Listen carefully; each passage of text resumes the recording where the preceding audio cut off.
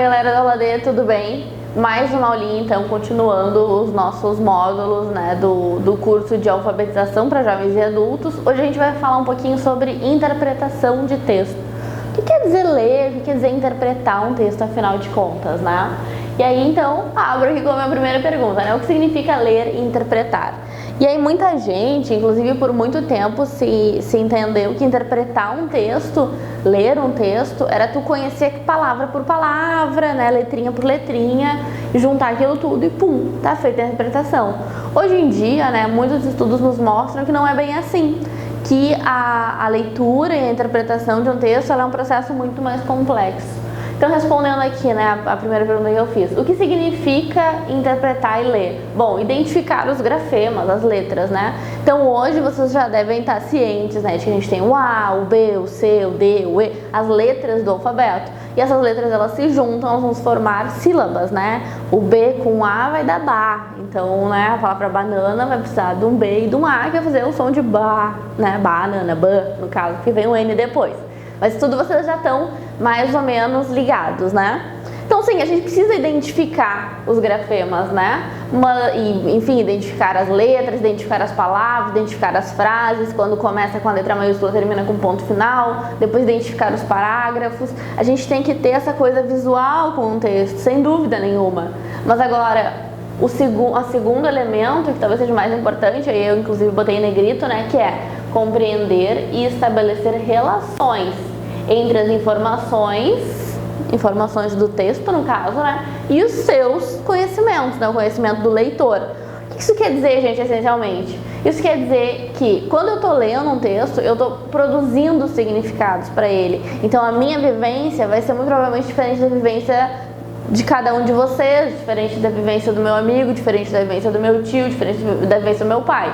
E eu trouxe alguns exemplos pra gente ir pensando isso, né? Então, por exemplo, aqui, uma frase, né, super comum, assim, nessa coisa de alfabetização, de letramento, que é Eva, né, olha lá, os sons, né? Eva viu a uva, né? Tu tem uma letra maiúscula, tu tens um ponto final, e tu tens, né, algumas palavras, algumas unidades de palavras aqui.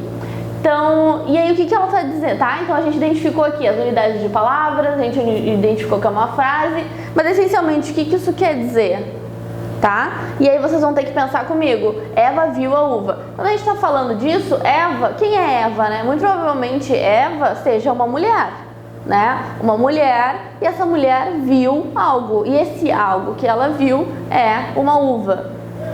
Nossa, é óbvio, né? Uma mulher vendo uma uva, qual é a questão de tão absurdo nisso, né? De tão difícil de entender. Não tem nada de tão difícil de entender. E aqui eu separei as vogais, né? Os sons vocálicos, A, E, I e U, que estão aqui, que precisam ser identificadas, e o V, que é o som consonantal.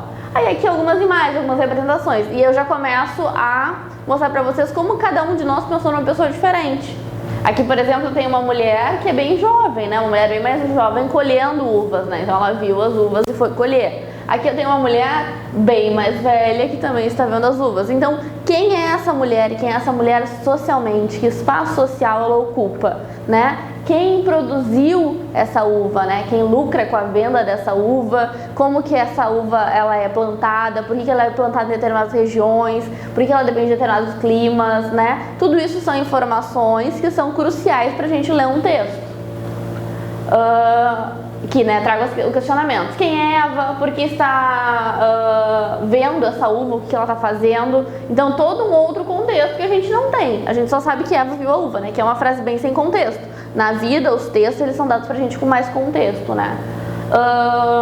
Por que não está fazendo outra coisa, né? Então, quem é essa mulher? Que espaço social ela ocupa? Onde ela está? Por que ela está vendo a uva? Aqui nas imagens que eu selecionei para vocês, a gente está vendo mulheres que estão colhendo as uvas, né? Poderia estar numa feira, poderia ser no supermercado, né? Então, como o nosso imaginário vai pensando essas coisas e como o imaginário de vocês pensou antes de eu mostrar a imagem, diz respeito a como vocês leem o mundo, né?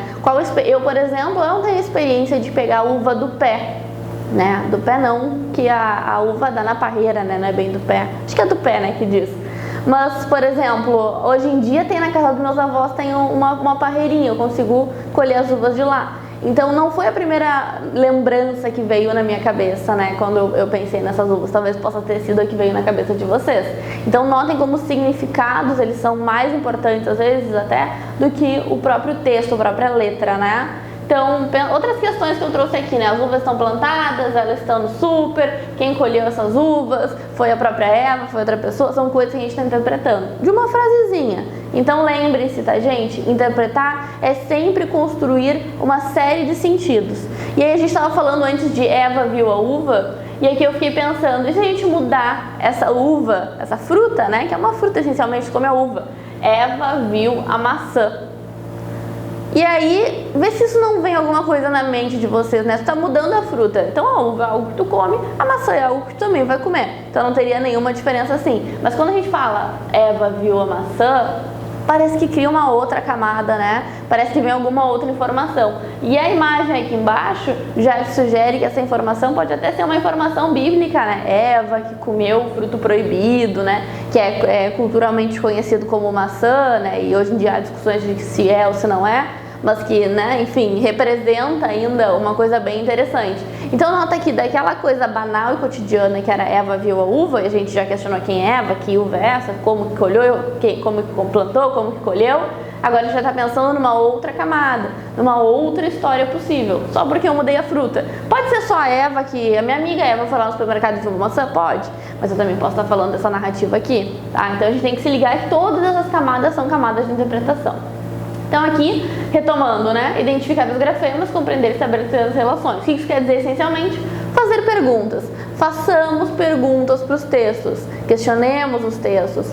Quem fez, por que fez, como fez, quando fez, onde fez, tá? A gente tem que estar sempre se ligando nesse tipo de coisa. E aí eu trouxe aqui algum roteiro, e tu pode acompanhar no teu material de apoio, que diz o seguinte, né? Quais as perguntas devem ser feitas a todos os textos. Qualquer texto que tu está pensando, tu pode fazer as perguntas. Então, por exemplo, antes de ler o texto, isso é importante, tá? A gente tem sempre que entender que um texto, ele existe em um determinado contexto. E se tiver, tudo que eu tô falando pode estar um pouco abstrato, tá? Mas agora na hora do exercício vai ficar um pouco mais palpável, um pouco mais realista. Então assim, antes de tu pegar o texto, tu tem que entender que esse texto ele existe num contexto. Ele existe escrito por alguém, essa pessoa tem alguns interesses determinados, ou essa pessoa escreve para o jornal, esse jornal tem interesses determinados. Os textos eles sempre têm objetivos, tá? E a gente tem que identificar esses objetivos. Às vezes, naturalmente, a gente consegue identificar. Por exemplo, tu não tá doente, tu ficou doente, tá? Tá com uma dor de barriga danada lá. E aí tu não vai ir no jornal procurar como que tu vai usar um determinado medicamento. Tu vai olhar a bula do remédio. Por que a gente faz isso? Bom, porque a gente sabe que a informação do remédio está ali junto da bula, né? E não junto do jornal. Mas isso já é uma outra questão, tá? Então, assim, quem escreveu, quando o texto foi escrito, quais seus interesses, né? Tanto de quem escreveu quanto de onde foi publicado.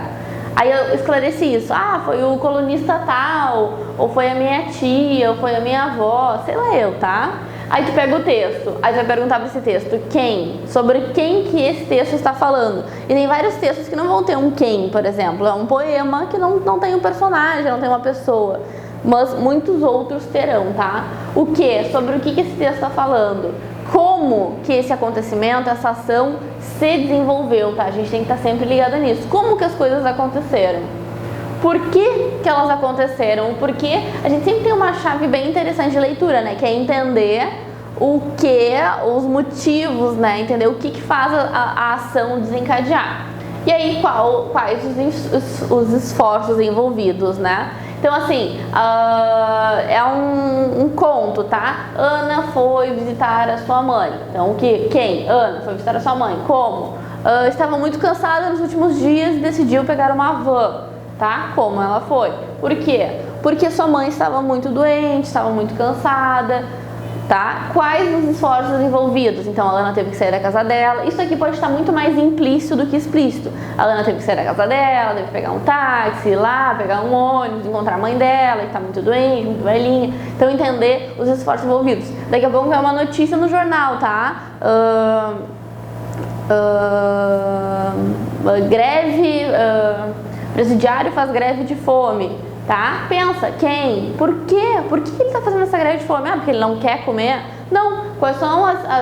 Pode ser, né? Mas Talvez não, mas quais são os esforços envolvidos? Por que ele está fazendo essa ação, né? O que ela realmente representa, tá? E aí aqui eu trouxe para vocês, pra gente dar uma olhadinha juntos, assim, né? Como que uma reportagem, uma notícia, ela apresenta determinados interesses, né? Ela apresenta determinadas informações.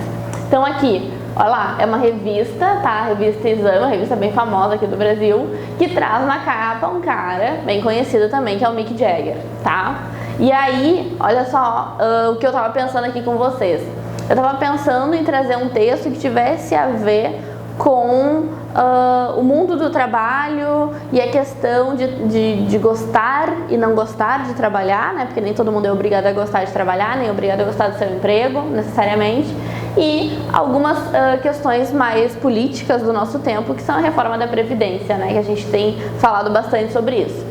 Então dá uma olhada aqui o que a Exame fez, né? A Exame botou o Mick Jagger na capa, que claramente, né, é um senhor, né? Uma pessoa mais velha, pelo menos do que eu, né? E aí diz o seguinte: o que você e ele têm em comum? Opa, peraí. Então quer dizer que o Mick Jagger e eu temos coisas em comum. Para quem não sabe, o Mick Jagger é um cantor muito conhecido, muito famoso, né? Bastante pessoas gostam dele, acham ele um cantor interessante. Então, é uma pessoa famosa que tem a ver comigo. E vamos ver por quê. Talvez não seja a fortuna, nem o rebolado, nem os 8 filhos. Mas, assim como o Mick Jagger, você terá que trabalhar velhice adentro.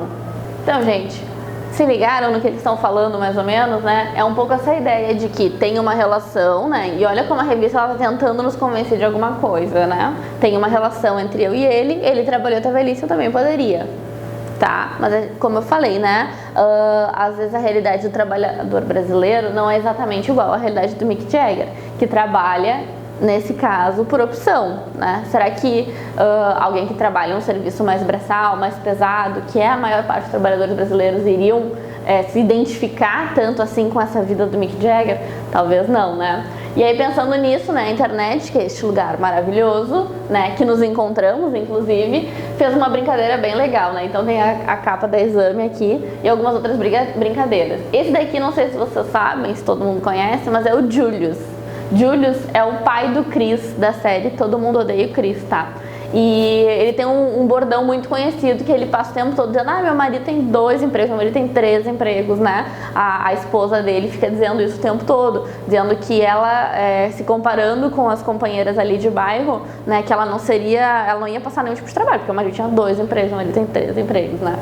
Então, só que olha a brincadeira que tá aqui, né? A gente tem muito mais a ver com o Julius, claro que é um personagem da ficção, né? Do que necessariamente com o Mick Jagger. E vai brincar aqui, né? Talvez não seja careca, o macacão ou um filho que todo mundo odeia. Mas assim como o Julius, você terá que trabalhar em 2 empregos na velhice adentro, com a reforma das leis trabalhistas e da Previdência do governo Temer.